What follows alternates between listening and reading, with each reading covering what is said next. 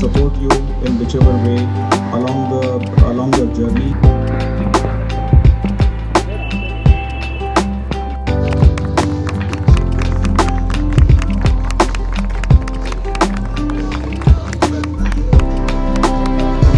Hi, Asheesh from Plug-in India along with Atul Gopal, and we are here to cover a very, I'm running short of very exciting journey that Asheesh has just started yesterday. He started from Hyderabad. He's going to do an India Parikrama, going all the way from Rajasthan to Assam, back to Kanyakumari, and then ending up in Hyderabad, probably a month's time. Yeah, 3 months trip. 3 months trip. And we also covering the drivable distance, complete drivable distance of Nepal and Bhutan. Wow. So it is EV trip, the first chapter being India and beyond. So it reminds me of those days where Shravan would kind of, take his parents on Tirth Yatra across the country. So on his strong shoulders, the EV community of India are going to go on their journey and find out how good or how bad are Indian roads for electric vehicles. So we are here today at the lovely offices of Ador Digatron, which kind of is the company which makes all the chargers that you kind of do fast charging on the road. So anyway, Asheesh, hearty congratulations on starting this, and tell me, what was the plan? ऐसा क्यों कर रहे हो आप? It just came to my mind, why not, because I get so many calls, as you know, so people asking for, questions. Those myths have to be broken. They have to be, people have to get education regarding charging a EV, using a EV, and all that stuff, you can think about in a EV. So that is why we took this 75 days to 90 days long journey, so that we also face some more new problems. We face new kind of, excitement and anxiety both. And we share that, we come with a solution, and we share that as well. Right. That's the whole idea. Asheesh is the guy who is the real helpline for Nexon owners anywhere in the country. And a lot of you who have taken Ashish's help would be curious to know where all is he going to be stopping on his, I would say, Bharat Jodo car yatra. That's a new one. That's a new one. So maybe Asheesh, if you could just tell us a little bit rough, which state, what dates, agera, and we'll of course publish this itinerary in our description, so that any of you want to go and meet up with Asheesh and kind of cheer him up and feed him something. I think we have a channel, and or Twitter or Insta handle, whatever, the EV trip, that is the handle, and we would be posting each and every update. We will be sharing on Facebook also the same page, the EV trip, and that is it. I guess people would be getting the updates. We will be updating the itinerary as and when we are about to reach a week prior to, when we are short of some state. So short of 500 kilometers, we can always tell them that yes, they can expect us anytime, and we will try and share a live location which would run in the group, of course, and we will do it on the social media handles as well. Rest we can put a link below this video. Plug-in India has always been supportive, and we look forward for a great support this time as well. So here we have Praful ji with us, and he's the owner of this lovely looking white colored Nexon, probably the best color from an environment perspective. So congratulations, Praful. Thank you, sir. Good choice of color. And so this is your car, and you've decided to kind of take a break from life for 1/4 of the year. Yes. And move around. So what was the motivation? It was giving back to the nature what we took it from there. So the reason to buy the EV was that we've destroyed nature a lot. We used ICE vehicles a lot. Now it's our time that we give it back, use the EV, and people have anxiety. I've seen in my family itself that my parents were driving ICE vehicles. When I offered to buy a EV, they were like, I don't think you can actually travel onto it. So charity starts at home. So I bought the EV on that part, and when I saw people having those perceptions which are very non-realistic, you can actually travel. It's very easy to travel. I took it from Raipur to Hyderabad without any anxiety, and that was the time I realized that if I do plan it well, yes, we do need planning, but if we do plan it well, we can actually make something like this, a journey like this, and show people that you need not get anxious at all. It's very doable and very easily doable. tell me in terms of planning, Praful, what were the key things that you were looking at? So you mapped out an itinerary. What was the place where you kind of found out where the charging points are going to be? What are the backups that you are kind of looking at? So can you take us through a little bit of that? So initially, while we were planning this journey, I and Asheesh were planning in parallel spaces. So my part of planning was I was trying to cover as many states as I can. The primary criteria was that. And then I was just pointing out cities within the states which have connectivity, interconnectivity, and then we used various CPOs and PlugShare in common, so that we realized if there's something missing on PlugShare, we can check it on the CPO's applications, and then make a list of CPOs available on that particular route. And if there is a deviation required to complete that state in sequence, we just randomize the sequence for that. So thanks, Prafulji, and remarkable adventure that you have started off on. It reminds me of the Jules Verne story, around the world in 80 days. So you're going around the EV world in 90 days. You got 10 days more, right? And I hope you come back and write a novel about it. So if not novel, we definitely write a story of it. Thank you. Thank you so much.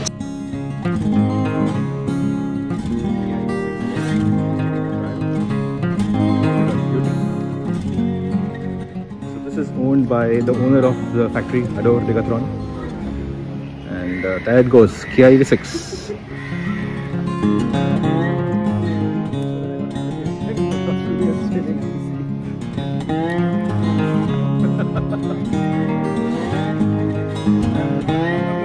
Mercedes EQC, and well, I did drive the I-Pace, and let's kind of at least get inside. बैठने के पैसे नहीं लगते हैं, ठीक है? Holy crap!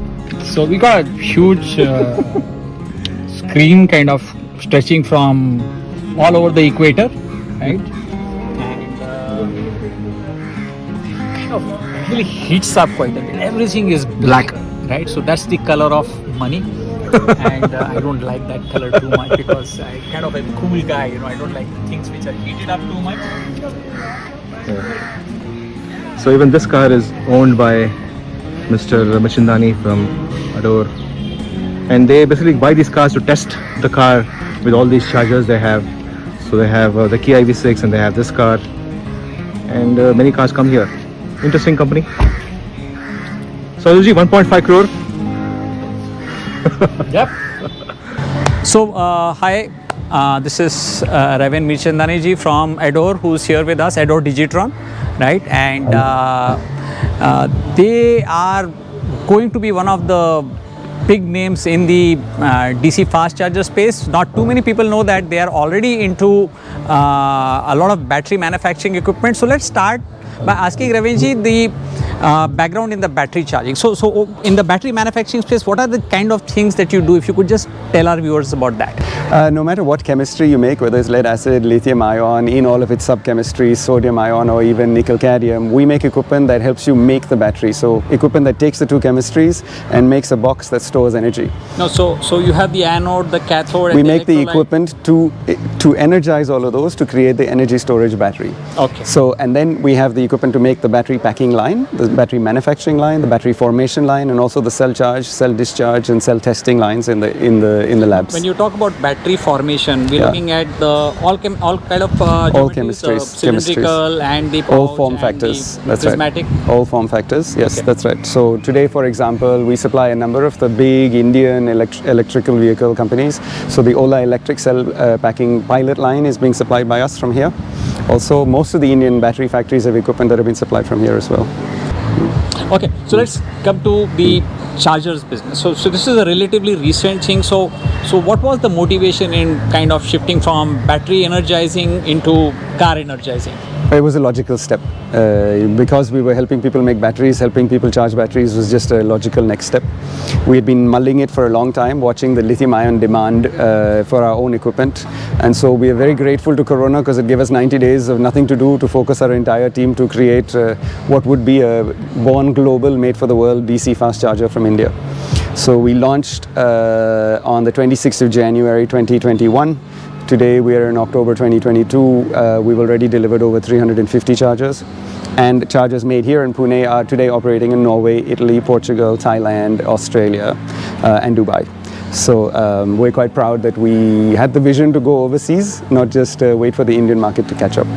So what is the level of indigenization? What percentage of stuff is still having to import in the charger per se? A lot still needs to be imported, but a lot of the electricals are made here. So we buy, for example, ABB or Siemens electricals. They're all the switch gears, the chokes, the trips. They're all made here. The converter will be made here from Christmas, from December this year. Up till now, it is being imported from overseas. The software and the controller is made here.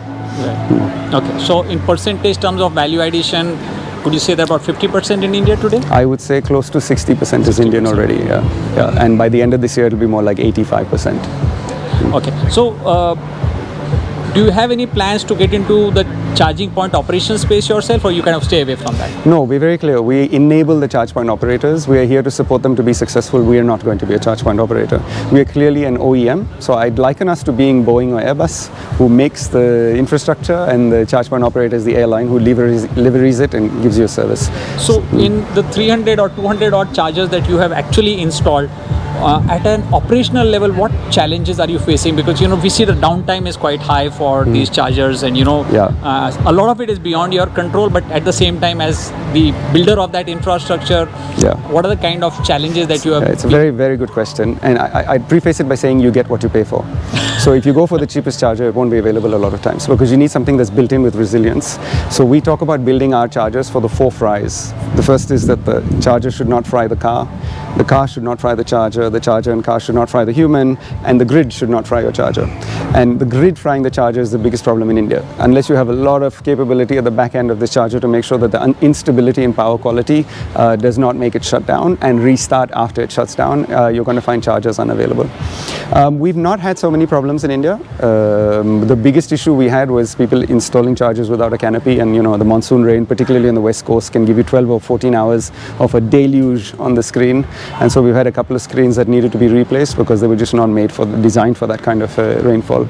Other than that, the issue has been the grid tripping the charger, because you've had massive spikes in voltage, and so we've now built in a capability for the charger to detect that, shut down and restart later, so you don't need to go to the charger. What about single phasing? Is that a problem that's often found in rural India? Not yet. I guess as you go more and more into the hinterland, that might be a problem we have to address, but till today we've not had that issue. Okay. Right. So what's the plans for the future in this? So now you already got into a production line, and India is going to lead a lot more chargers, right? So anything that you have in mind for future? So today we've got the 30, 60, 120 kilowatt. We've just launched the 180 and the 240. These will be really big in the bus market or for cars such as the Kia 6, who can take a 350 kilowatt charge. Next year we launch the 350 kilowatt. We have also a DC portable unit, which is the 30 kilowatt DC portable unit, which was actually designed for shop floors of bus manufacturers and car distributorships. But increasingly we're getting phone calls from housing societies who don't have space for a charger to have something that can be wheeled about. So that's another innovation that we have created for the market. We did make a trip to Himachal, and we did use a lot of charge zone chargers on the way, and I believe they are exclusively using your chargers from day one. Not really. They use a lot of others, but they are our largest customer, and we are very proud that we supply them. So Thank you. Thank you very much. Thanks. So we have our old friend Anandji, and he's here kind of as part of the flag off event for today's. So Anandji, thank you for kind of joining us in this particular event, and what kind of, if you were going to be doing this drive, what kind of planning would you have done for this particular thing? Just kind of picking your brains on that. Yeah, so thanks Atul. I think coming in this kind of initiative, coming in from Asheesh and Praful, says a lot about the confidence that users of the car have developed over the last couple of years, and also the fact that now people are able to, it is no longer a difficulty. It may be a little bit of planning that is required up ahead in advance as to where we are going to wait, where we are going to take stops, etc. But now this is not Tata Motors telling you that the car is ready to go everywhere. This is people saying that the car is ready, and electrification is therefore come of age, and come what may, these journeys will be possible. What Asheesh and Praful have decided to undertake is fantastic in that sense, and this is like breaking down the final frontiers in terms of The how Wild electric, West, as you the said. Wild West, as I said. And as I also said, this will make a lot of people more confident in general. But B, there's also a allied benefit that whichever states they are going to pass through 26 plus states and 2 union territories. So, and I'm sure social media today is so ubiquitous, is going to be well covered within the community and elsewhere, people who have the interest. And therefore, there is no doubt that they will be, their journey and their progress will be followed with much interest, and that interest would be only on account of a lot of people wanting to understand how can electric cars do all this, and therefore it will lead to the right level of stimuli, the right level of interest for a lot of people to start saying that now we would also want to switch, and we would also want to make this contribution to a greener option available. And therefore, in that sense, I think this is a landmark decision, a landmark enterprise that these two gentlemen have undertaken. And I think we can all wait to reassemble here a few days later when they come back and share their wonderful experiences. Thanks, Anandji. And I think the real challenge is going to be one, where are they going to slow charge? Because every 2 fast chargers they need a slow charge. So I think that's something that those guys will probably need to work on their planning about. And second is there will be instances where they can't find fast chargers. So probably they will end up once in a while having to go to a Tata dealership and do some slow charging. So I think that's what we had realized when we made our trip to Shimla from Bombay, thanks to Tata Motors on that. So yes, it would be interesting. And one final thought that comes to my mind is it would be very interesting to analyze their watt hours per kilometer data. So how is that changing, and if that gives us some idea, because I think the predictive algorithms on SOC can be fine-tuned a little bit by seeing the same car traveling across different geographical zones, different weathers, and seeing how that kind of is impacting. So I think that kind of data should be useful for the entire community and for Tata Motors. So thank you, Anandji. Thank you. And we definitely look forward to your support in this journey. Thanks very much to Tata Motors for making this possible. Thank you so much. Yeah. Right. So we have the electric vehicle community here in attendance, and Gaurav is here with me. And apart from being a Nexon owner, Gaurav has also installed a series of 15 kilowatt chargers from Pune all the way to Goa. Right, and I am going to go to Goa very soon, so I'd better find out the location. So let's hear a little bit about that. So there is always a problem of power supply everywhere, and what we have noticed is that 30 kilowatt, 60 kilowatt solves the purpose of big cars, but Nexon, Tigor, they being a small car, they don't require that much power. And we have seen that 60 and 120 kilowatt chargers are available. They are good for long distance traveling. But we have seen on long distance on highway the supply is not there. So we have thought of making a 15 kilowatt charger as our primary goal of making sure so that we install it every 40-50 kilometers, so that it removes that anxiety, it removes that particular problem for people that okay, going over here is a problem, so going into a remote location is a problem. So that's the reason we said that okay, let us go with 15 kilowatt. So now we have all the chargers coming from all the way from Pune. How many chargers are there? We have almost now 6 to 7 chargers. 7 chargers over there. Okay. So more are coming soon, and I think so it is going to help the community. What about the 7.7 kilowatt? Do you think that's kind of cheaper because it doesn't really require too much more infrastructure? How do you compare that with 15 kilowatt? So with 15 kilowatt, see 7 kilowatt I always suggest people is that it's a destination charger. Don't consider it as it is going to stopgap solution for you. It will be only a stopgap solution if you have a fast charger, and if there's a waiting over there, we can install a 7 kilowatt charger so that it doesn't consume that much power on the grid. That's the reason we have it, and it is a stopgap solution for the people who are waiting online. But a 7 kilowatt I will always suggest is that it's a destination charger, and I think I will urge all the hotel owners to at least install a 7 kilowatt charger. It is not that much of an investment for them, but it will bring them on that EV community. And now the EV community people are premium customers. They want to make sure they go to premium hotels and they get that instead of finding a 3-pin socket and installing it. If they have this particular 7 kilowatt charger, it brings that premiumness to that particular hotel, and more EV owners would like to stay over there. All your 15 kilowatt chargers are attached to premium hotels? No, they are installed at a location where people had asked for. Like right now, I'll give you one example. Karad, we have Tata Power Charger. Correct. And there are EV owners who can't reach to Karad. They can come to Satara, but after Satara to Karad, they can't reach. So we had a person. He said that, oh, I have this place. It's a hall, and I have a small hotel, which I'm trying to get it done bigger in the next 2-3 months.